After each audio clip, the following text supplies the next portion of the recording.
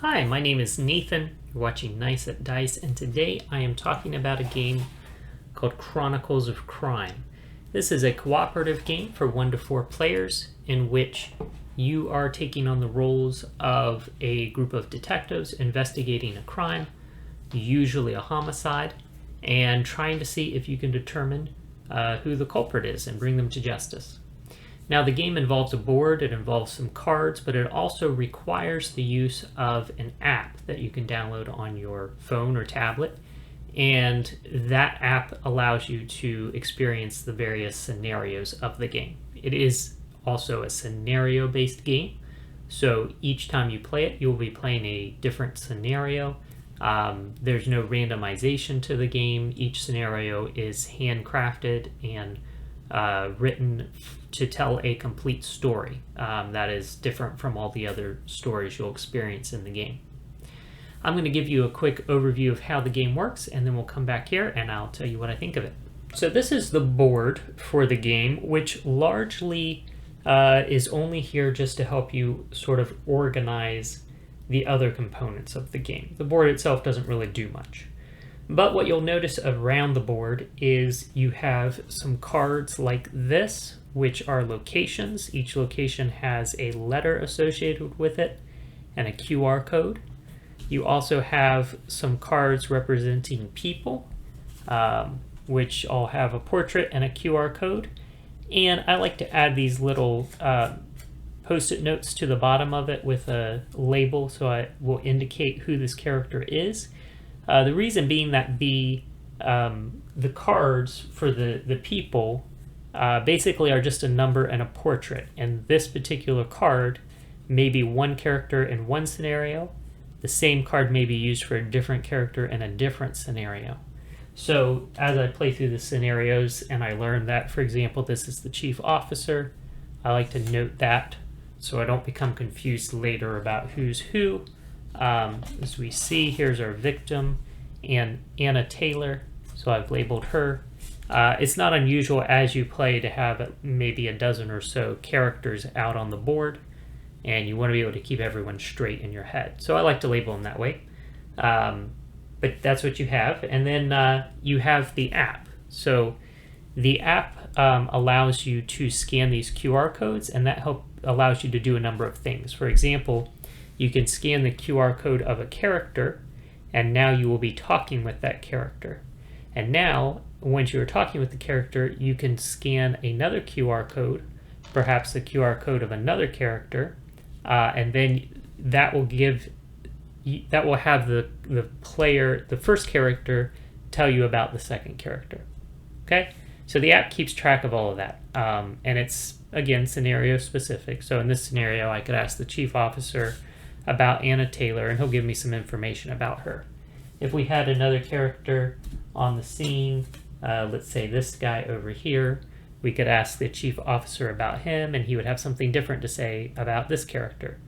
And then we could go talk to this character and ask him about Anna Taylor, and he might have something to say about her, and you get the idea. So that's one of the things that you're doing in the game, is you're interviewing different people about other people and trying to collect clues in that way. You can also travel to these different locations. So I may decide, I start out at Scotland Yard. This is your home base.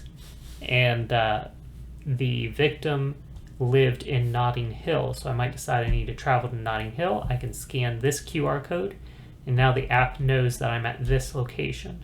It'll tell me who's there so that I can put those cards out and I can start scanning them to talk to those people or to ask other characters about those people. And some locations will have a button like this appear, which says search for clues. So we can hit this button. We're at the victim's apartment, and this is going to let us search the scene for clues. So you can see it's going to bring up a scene like this. This is the inside of the apartment. You have a complete 360-degree view. You can look around. You can pan up. You can pan down. And we look at, we're just looking for things that jump out at us. We see some playing cards, Unfortunately, we see some cats that are sleeping on the floor. At least we hope they're sleeping. We see the victim, of course, in her wheelchair. What else did we see? Well, not a whole lot else. Oh, it looks like there's some partially eaten food on the floor there. All right, so a lot of little details in there. So after having viewed the scene, what we're going to do is we're going to go to this deck of cards. These are basically different categories of clues, and we're going to look through here for anything that stands out to us as something that might be applicable to the current situation, right? So you can see we've already picked out games and toys, because there was a card game that was there on the table. We saw animals, so I picked out that one. I'm looking for something about food, right? Because that was probably important. All right, so we picked out some categories of clues that we thought might be pertinent. And now, using the app, we're going to scan these clues and see if indeed they are anything important. So we scanned the food, and it tells us about that. It says you pick up a cream cake that's been partially eaten. The scientist can help you by doing a laboratory analysis or with scientific research. And then it tells us we can scan the scientist to discuss it with her. So what we've done is we've confirmed that the food is indeed an important clue, so we'll put it up on the board there. Okay. And then they mentioned talking to the scientist. So that's another thing you have over on the side here. You have these 4 experts: a doctor, a scientist, a hacker, and a criminologist. And you can basically consult with these characters by scanning their QR code over here. And then you can scan, once you're talking to them, you can scan any other card and you can get information. So just for example, they suggested talking to the scientist, so let's do that. Okay, it says you are calling the laboratory. Scientific analysis is the basis of modern investigation. Do you have any evidence for me? So now we can scan the food, right? Okay, and she says, my analysis confirms traces of digitalis inside the cake. The quantity might not have been harmful to you or I, but would have been fatal to an elderly woman like the victim. And then it is telling us to go to this other deck of cards. So these cards have a star on the back. These are basically special cards.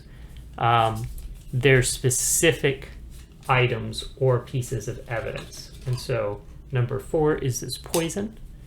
All right, so we're going to add that to our board. And now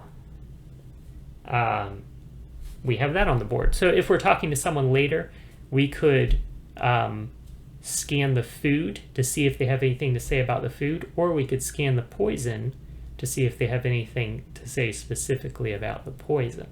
So that's basically how you're collecting clues. And the 4 different experts, you know, the scientist gives you information like that. The doctor, for example, could do an autopsy on the victim and tell us some things about how she died, maybe. The criminologist can tell us about the people we encounter. He can give us his impressions of their personality and so forth. And the hacker can get you into computers or cell phones or things like that that you find on the crime scene. So you have those experts to consult with on things like that.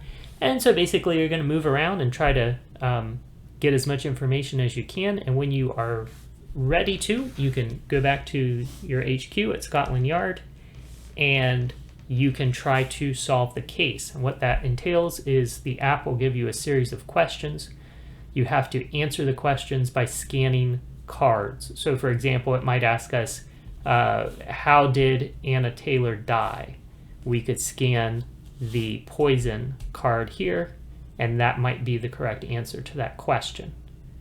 So, yeah, basically that's it. I will mention, and I should have said this earlier, you know, some slight spoilers here for the tutorial of the game, but just the tutorial, that's all I've been showing you. And again, I haven't, you know, I've only basically played the tutorial for 5 minutes, so I haven't spoiled much of that either. Well, hopefully that gives you an overview of the game. Let's go back up and I'll tell you what my thoughts are on it. Okay, again, apologize that the spoiler warning came late, but again, I just spoiled maybe the first 5 minutes of the tutorial, not really much of anything there. So, what do I think about this game? Well, one thing that some people are going to say about Chronicles of Crime is that it is so dependent on the app, it is essentially a digital game. Really, the physical components are completely unnecessary. And that's true. It could have been a completely 100% digital game, and it still would have been a fine game in that form.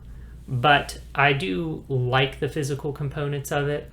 There's just something fun about that tactile element of manipulating the cards, moving things around. So I think that's fine. One of the advantages of having it in this format instead of just a purely digital format is it makes it much easier for a group of 3 or 4 friends to sit around a table and kind of look at everything and discuss the clues that they found and theorize about the solution to the case. Whereas if it was a purely digital game, I think it would probably end up being played exclusively solo. I have played the game solo, and I've also played it with 2 or 3 players. One of the things to note about this is that the mechanisms of the game do not adjust in any way for multiple players. There's really no reason, there's really no difference from a mechanical standpoint between playing it with 1, 2, 3, or 4 players. The only difference is, of course, with more players, you can have more people kind of contributing ideas or suggestions to trying to solve the case. But you don't get any more information or any less information. It's basically essentially the exact same experience. You can just kind of collaborate on what you think the answer is. It is a scenario-based game, which means it has somewhat limited playability. Eventually, you will have played through all the scenarios, and then you can go back and replay scenarios, but you'll likely already remember all the solutions to the questions, so that has limited replay value from that. That being said, though, the base game gives you, I think, about half a dozen different scenarios you can play.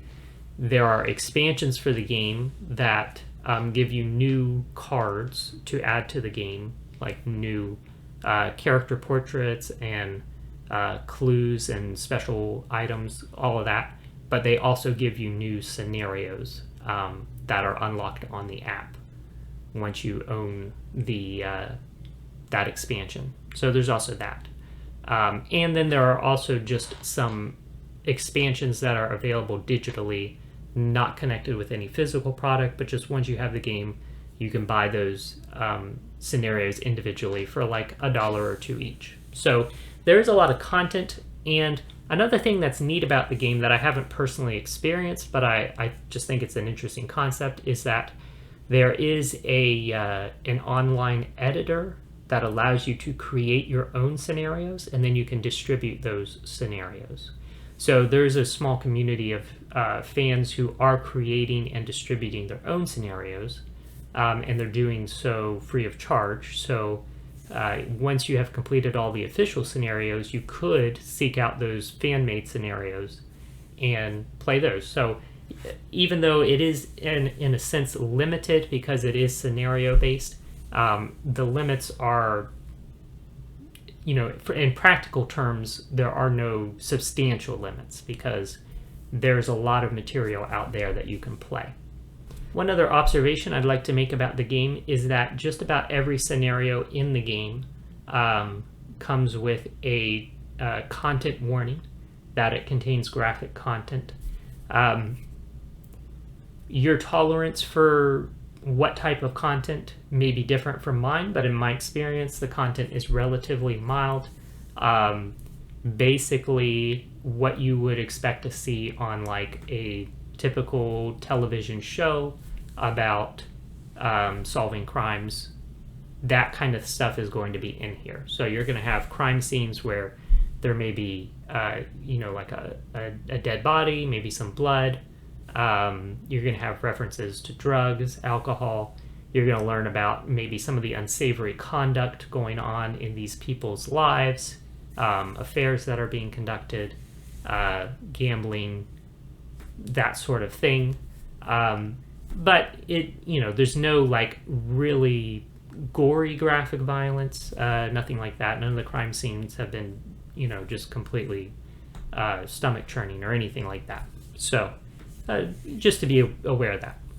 So I like detective stories. I like detective shows and movies and books. And there's a few things that make those kinds of stories really exciting. So one of them is oftentimes, as the audience, you'll go through the experience of, say, watching a detective movie, and you don't know what the solution to the mystery is. And the detective doesn't either, at least for most of the show. But then at some point in the story, there's some vital clue where the detective makes some vital connection, and suddenly he has it. And everybody else and you as the audience are like, well, what is it? What's the solution? And he's like, I'll explain in a moment. There's no time. And we have to get these people together in a room. And then he does that. And then he presents his whole solution to the thing. And they catch the bad guy. And you're just like, wow, that was amazing. And this game doesn't have that experience. It has sort of the experience of being detectives and trying to solve this crime, but it doesn't have that particular aspect of the experience because you are the detectives, so you don't get to listen to this genius detective explain how he's deduced whatever it is. And it generally isn't one of those things where it's like you get a flash of insight and all of a sudden like, this is what happened.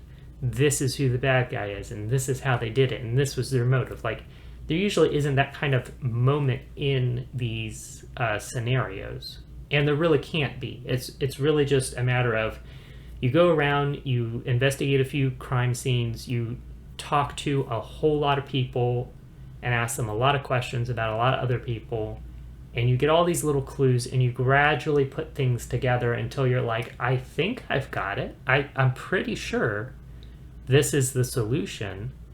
And then you go to back to the headquarters, and you say you want to solve the case, and you go through those series of questions. And usually by that point, it's like you're pretty much there. You might not get it 100%, but you're like 80-90%. That's been my experience. But it has kind of more of this like slow development to it where you're just gradually learning a little bit here, a little bit there, and like the picture's gradually coming together, almost like putting together a jigsaw puzzle, more than, that really exciting, like sudden flash of insight. And you're like, aha, I have it. I understand who the bad guy is and why they did it and how they did it. And now we got to nab them. Like, you don't have that experience in this. So, I don't know that you can really capture that particular experience of the whole crime fiction genre in a game like this. So I don't know that that's really a fair criticism of the game. But I'm just saying it because it's something to be aware of going into it, is that this isn't going to have that same sort of punch that those types of stories have. If you're coming into this as a fan of those kinds of stories, it's not there. You don't really get that same experience. But there are, a few twists along the way. There are moments where you get one clue that suddenly puts a different perspective on things than what you had. So that's exciting. And you have moments of that. But overall, it's kind of this whole, it feels a little bit more like a procedural type of detective story where you don't have those sudden flashes of insight and those sudden moments of connection where everything comes together and you're like, aha, we have it, eureka. It's more just like, okay, well, we got to talk to this guy and we got to follow up this lead and let's investigate this crime scene and then ask this expert about this piece of evidence, and it just all kind of gradually comes together, which is fun. It's almost like a relaxing kind of experience. So yeah, it's not a negative thing, just trying to kind of convey a bit of the tone of the experience for you. Anyhow, those are my thoughts on it. Overall, it's an excellent game. I've played at least half a dozen scenarios. I've enjoyed all of them. Some of them are better than others, but none of them have been disappointing. And I'm looking forward to playing more of the scenarios and even picking up some of the expansions at some point. So overall, Chronicles of Crime gets a definite recommendation from me. And again, my name's Nathan. This is Nice at Dice. Thank you so much for watching, and you enjoy the rest of your day.